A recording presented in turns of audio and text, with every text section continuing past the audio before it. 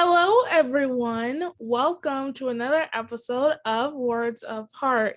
In today's episode, we have the privilege of speaking with Kirsha Campbell. Thank you for joining me today.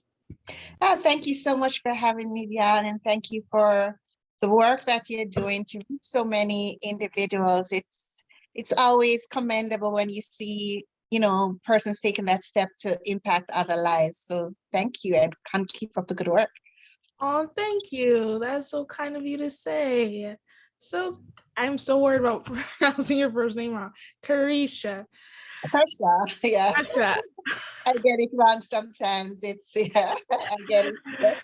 If you could tell my audience a bit about yourself and your story in any way, give us the inside scoop into who you are, that would be great.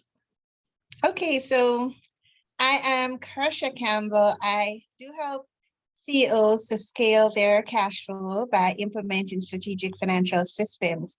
I am a twin mom of two boys who keep me learning and relearning. And we do have lots of fun as we, go through life. I'm also an immigrant, so that has been an, integral part of my journey over the years. I relocated from Jamaica, an island of the Caribbean. So now I'm in Canada. So that has helped to shape me with lots of different experiences. And, it's really impacted me in several different ways. So I do enjoy also volunteering with the community, and especially those organizations or institutions that focus on ensuring that the basic human rights of individuals are met, especially children.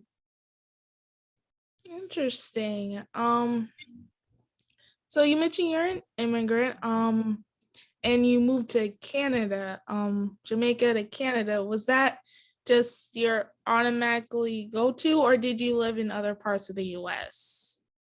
No, I actually visited the US a lot growing up. I do have relatives there still, and I do go from time to time, but that official move was from Jamaica to Canada. That was my immigrant journey. Yes.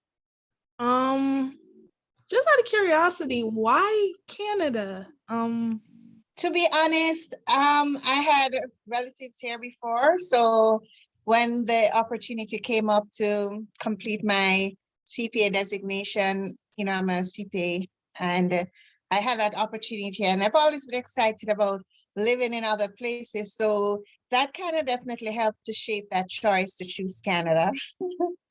Okay, so considering your journey as an immigrant to leave your entire upbringing, what you're accustomed to move across the world to Canada, how has that affected you into trying to find your place in Canada and your right niche? Because considering you're out of your comfort zone.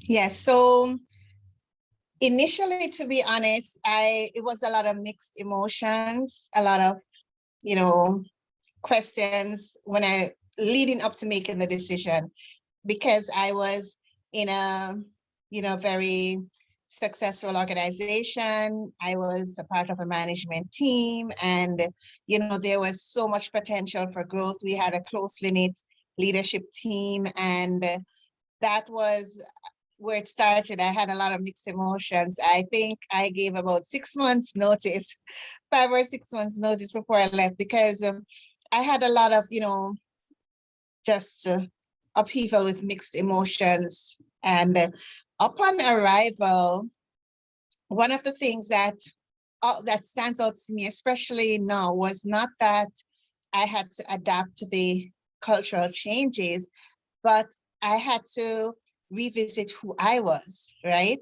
And that led to me becoming more confident, because when you're in a new environment, sometimes you tend to shrink back and you want to okay, I'm just gonna stay away. And you go through a lot of mixed emotions. However, I went through a process where I really had to consider who I was, based on certain experiences and events, and that led me to really revisit myself and hence becoming more confident because, as a woman minority as well, then, you get into lots of different situations with, you know, racism, lots of different situations. So that definitely helped to make me stronger for sure. Right. And since you touched on racism and considering the pandemic we're in, the fact that it really forced the world to reassess and open their eyes to matters that truly, truly matter, like racial equality. And I don't touch a bit on this on my podcast too much, but do you mind sharing your thoughts in regards to the world actually finally being accepting of all races, specifically African American? And to be honest, I don't think there'll ever be acceptance. I think Okay. even oh no, there'll never be 100% acceptance because when you look at what causes racism, it's embedded in culture, lots of different socialization. So already there are persons still coming up who are already being taught by their parents, society in different ways that certain races, you don't need to treat them equal, all that. So I don't think we'll ever have 100% acceptance. However, the goal is always to keep moving along to do our part, right? Do our part to ensure that in teaching our children, in how we relate to other persons, we are treating everyone equal.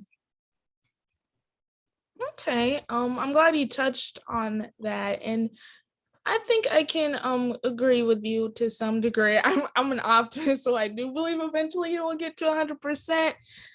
But I would say, from my opinion personally, we have gotten a bit our knowledge in our brain has opened a bit more. Yes, definitely. A bit more compared to past years of this, because it's an ongoing struggle for many generations and ancestors. It has been, and I do say it's gonna take a lot to reach 100% because even with all the recent events, there are still some persons who saw nothing wrong with that, nothing wrong with what happened. So that leaves a huge gap. Which, how do we fill that, right? So, of course, that's a whole different area to dive into.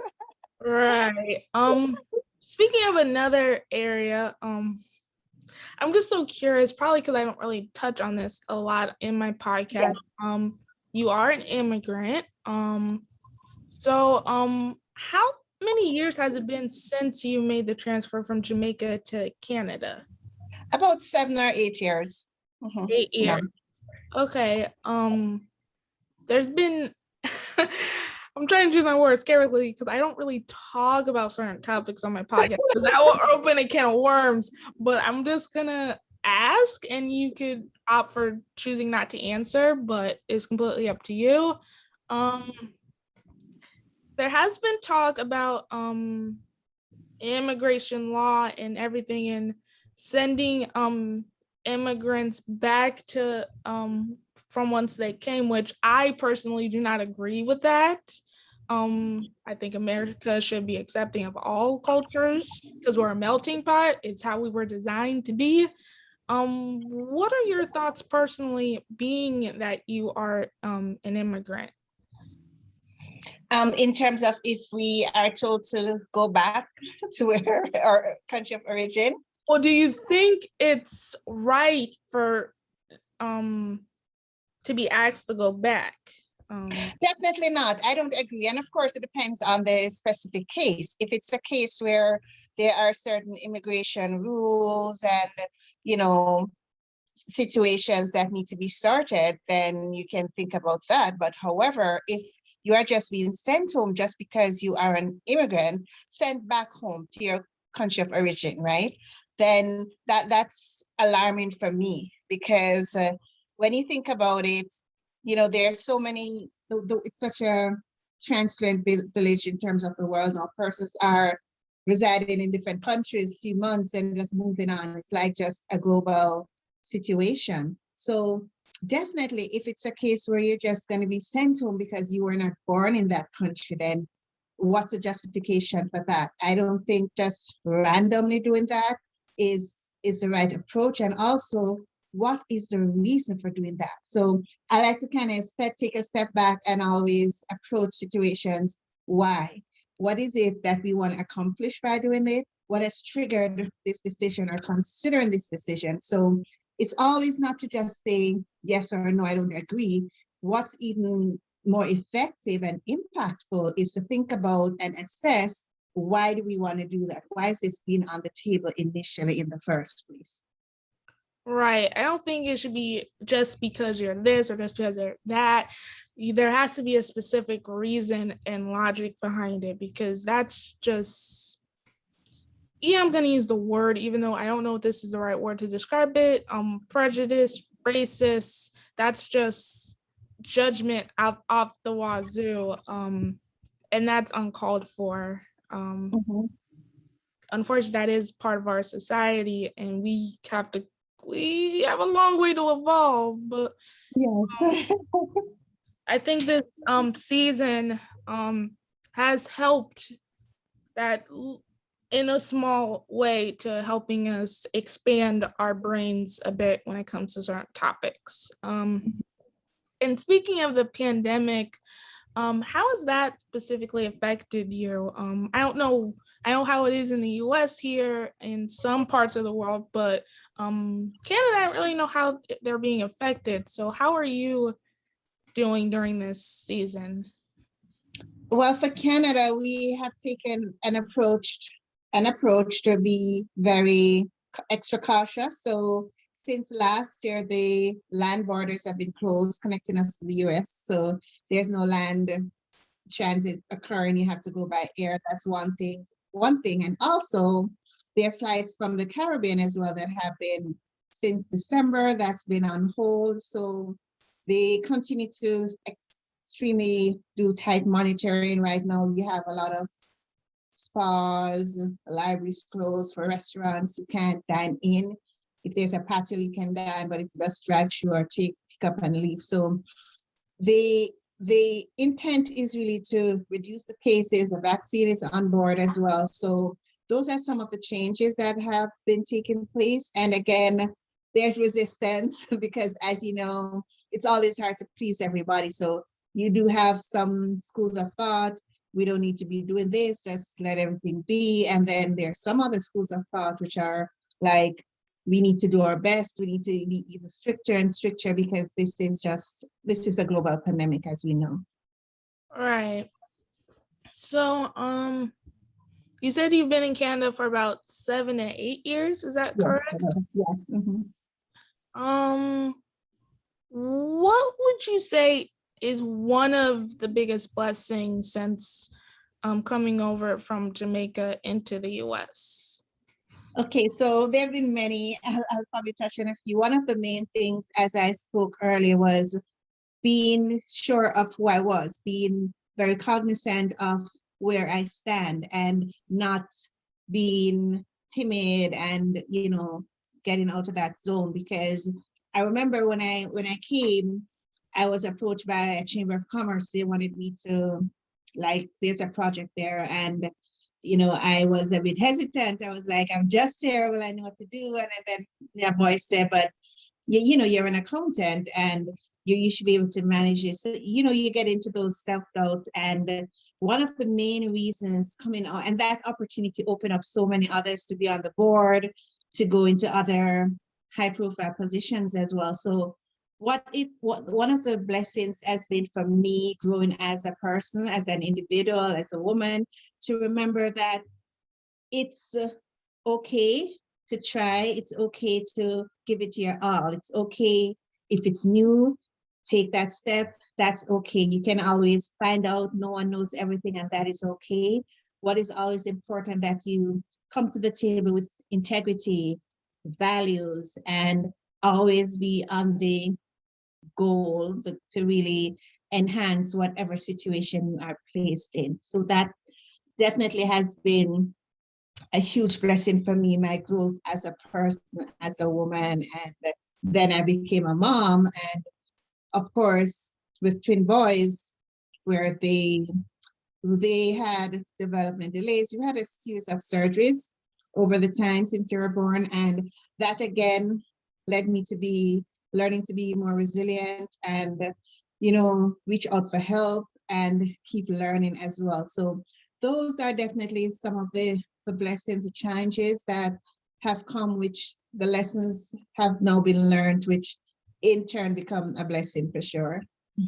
Absolutely. And I truly admire you for talking to me and talking about topics that, quite frankly, I don't even really discuss on my podcast. But considering your journey and your such positive presence, I thought it was worth a point to ask about it, because it is conversations that should be discussed in the right format, not with like pitchforks and guns. I'm not for violence whatsoever.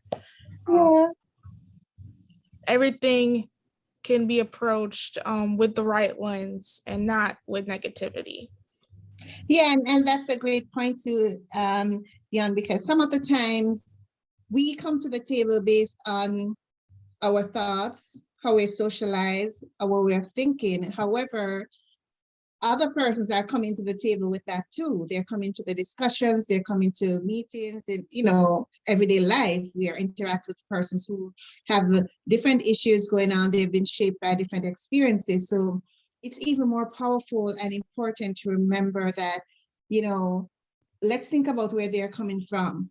And that might not mean that we are justifying certain behaviors or we are condoning certain things that we might not agree with that are immoral and all that, but it is always important to remember where that other person is coming from, because as you said, the objective, the goal is always just to have that harmony. Having those tough conversations can make the difference. They will make the difference. Absolutely. To lighten up the mood from this awesome conversation, I do have an icebreaker question for you. I don't know if I'm be able to stump you, but we shall see. If you could have any superpower that's not flying or teleporting, many people pick teleporting when I say they can't pick flying. So now I have to take teleporting off the options of possible powers. So if you could have any superpower that's not flying or teleporting, what would it be? That superpower would definitely be to dive into the minds of other persons. Okay. There are times where I'm like, what are they thinking? Or, what's really on their mind? And we all know communication gaps and all that. Sometimes we don't express ourselves as we want to. We don't really say what's on our mind for different reasons, right? Fear, all that. So that is definitely what I would want to know what's on the other person's mind, know what they're thinking, what led them to think that. Diving into people's minds. I never heard it answered that way.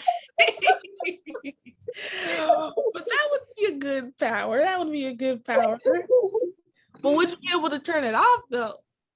Well, that's the next thing. It might be that's another thing now. Load. You're like, okay, I think I'm knowing too much now. So the power I would have, it's not exactly a power yet, but I feel like it would be one in the future, would be the power for this podcast to be heard across other galaxies that have yet to be discovered. So these galaxies aren't even discovered yet they're tuning in right now from some intergalactic Mars, Pluto, satellitic wave.